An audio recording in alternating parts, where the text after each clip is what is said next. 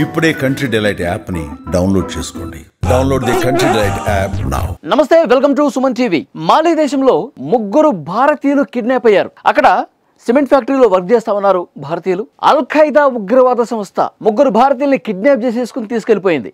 July 1వ తారీఖు అల్ Qaeda ఉగ్రవాదులు వాళ్ళ చేతిలో గన్లు పెట్టుకొని పదునైన ఆయుధాలు వెంట తీసుకొచ్చి ఆ సిమెంట్ ఫ్యాక్టరీలోకి చొరబడి, అది పశ్చిమ మాలిలోని కాయస్ అనే ప్రాంతంలో డైమండ్ సిమెంట్ ఫ్యాక్టరీ ఉంది. ఆ ఫ్యాక్టరీ లోపలికి చొచ్చుకొని పోయి అక్కడ ఉన్న వాళ్ళందరినీ బెదిరించి కొంతమందిని కిడ్నాప్ చేసుకుని తీసుకెళ్లిపోయారు.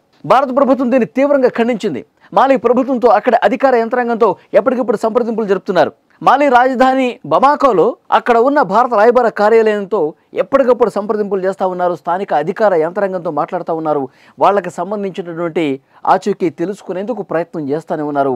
ఎవరైతే కిడ్నాప్ చేశారో వాళ్లతో సంప్రదింపులు జరపడానికి తీవ్రమైనటువంటి ప్రయత్నం చేస్తూ ఉన్నారు. వాళ్ళకి అసలు ఏం కావాలి, ఎందుకు కిడ్నాప్ చేశారు, దీని గురించి ఆరా తీస్తూ ఉన్నారు. సో డెఫినెట్గా ఇక్కడ పనిచేసేటువంటి ఉద్యోగులు, కార్మికులు ఎవరైతే ముగ్గురు కిడ్నాప్ అయ్యారో వాళ్ళకి సంబంధించినటువంటి పేర్లు కావచ్చు, డీటెయిల్స్ కావచ్చు, అధికారికంగా భారత ప్రభుత్వం ప్రకటించలేదు. కానీ ఎప్పటికప్పుడు ప్రయత్నాలు తీవ్రతరం చేస్తోంది వాళ్ళని పట్టుకోవడానికి. అయితే ఇక్కడ క్లియర్గా ఒక విషయం మనం మాట్లాడుకోవాలి.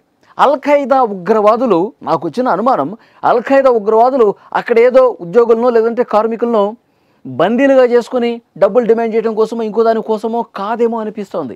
అక్కడ కేవలం ఒక భారతీయులు అక్కడ పనిచేస్తూ ఉన్నారు. భారతీయుల మీద కక్ష తీర్చుకోవటం కోసం ఆ ఉగ్రవాద సంస్థ కేవలం భారతీయులను పట్టుకోవడం కోసమే డైమండ్ సిమెంట్ ఫ్యాక్టరీకి గన్లతో, తుపాకులతో వచ్చి మన వాళ్ళని కిడ్నాప్ చేసుకుని వెళ్ళిపోయారా? ఈ అనుమానం చాలా బలంగా కలుగుతుంది. ఎందుకంటే పెహల్గామ్ ఉగ్రదాడి తర్వాత పరిస్థితులు మనం చూస్తూ ఉన్నాం. పెహల్గామ్ ఉగ్రదాడి తర్వాత, ఆ అమానుష దాడి తర్వాత భారతీయుల రక్తం మరిగిపోయింది. పాకిస్తాన్ చేసిన ప్రతి దాడిని తిప్పికొట్టాం.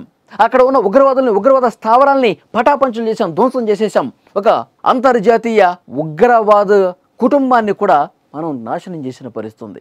దీన్ని మనసులో పెట్టుకున్నటువంటి ఉగ్రవాదులు, లష్కర్-ఏ తోయిబా కావచ్చు, అల్ ఖైదా కావచ్చు, ఇంకో సంస్థ కావచ్చు, ఇలా నిషేధిత ఉగ్రవాద సంస్థలకు సంబంధించినటువంటి ఉగ్రవాదులు మన మీద కన్ను పెట్టారు.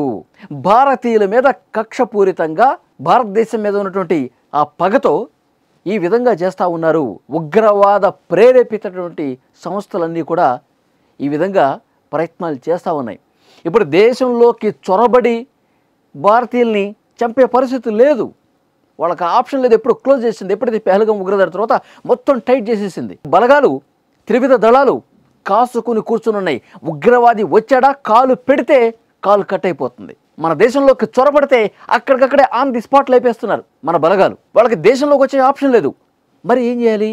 దేశం వెలుపల విదేశాల్లో భారతీయులు ఎక్కడెక్కడున్నారు, ఎక్కడెక్కడ పనిచేస్తూ ఉన్నారు, వాళ్ళని ఏ విధంగా మనం కిడ్నాప్ చేయటం, లేకపోతే వాళ్ళని ఏ విధంగా మనం చంపటం చేయాలి.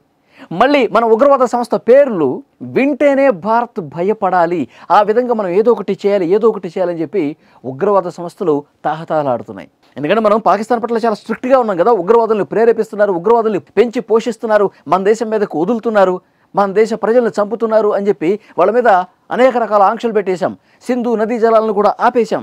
దౌత్యపరంగా చాలా స్ట్రిక్ట్గా మనం వ్యవహరిస్తూ ఉన్నాం. పాకిస్తాన్ బుద్ధిని ప్రపంచం ముందు చూపిస్తూ ఉన్నాం. సో మనం ఇంత స్ట్రిక్ట్గా, సీరియస్గా ఉగ్రవాదాన్ని పూర్తిగా అణిచివేయాలనే ఉద్దేశంతో భారత ప్రభుత్వం ప్రయత్నం చేస్తుంది. కాబట్టి ఇది నచ్చని, సహించినటువంటి పాకిస్తాన్లో ఉన్న ఉగ్రవాద సంస్థలు, ఉగ్రవాదులు ఈ విధంగా ప్రయత్నాలు చేస్తూ ఉన్నారు. ఎస్, ఇది అలాగే కనిపిస్తుంది. ఈ కిడ్నాప్ని అదే విధంగా చూడాలి. ముగ్గురు భారతీయుల్ని కిడ్నాప్ చేసి తీసుకెళ్ళిపోయారు. ఆ కుటుంబాలు తీవ్ర మనోవేదనలో ఉన్నాయి. భారత ప్రభుత్వం తన ప్రయత్నాలు చేస్తుంది అక్కడ ఉన్న ప్రభుత్వంతో. ఇంకొక వార్నింగ్ కూడా ఇచ్చింది ఆ ఉగ్రవాద సంస్థలకి.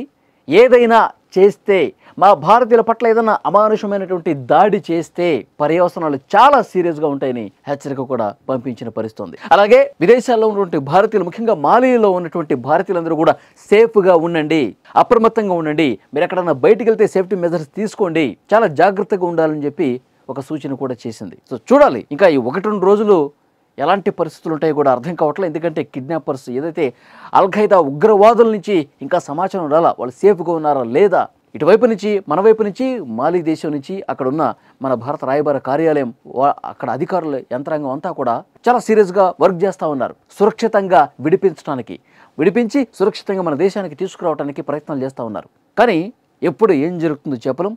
ఆ కుటుంబాలు అయితే తీవ్ర ఆవేదనలో ఉన్నాయి. సో భారత ప్రభుత్వం కూడా చాలా సీరియస్గా ఉగ్రవాద సంస్థల మీద మళ్ళీ మరొకసారి ప్రతీకార దాడి చేస్తేనే వీళ్ళు దారిలోకి వస్తారు అని చెప్పి భావిస్తూ ఉంది.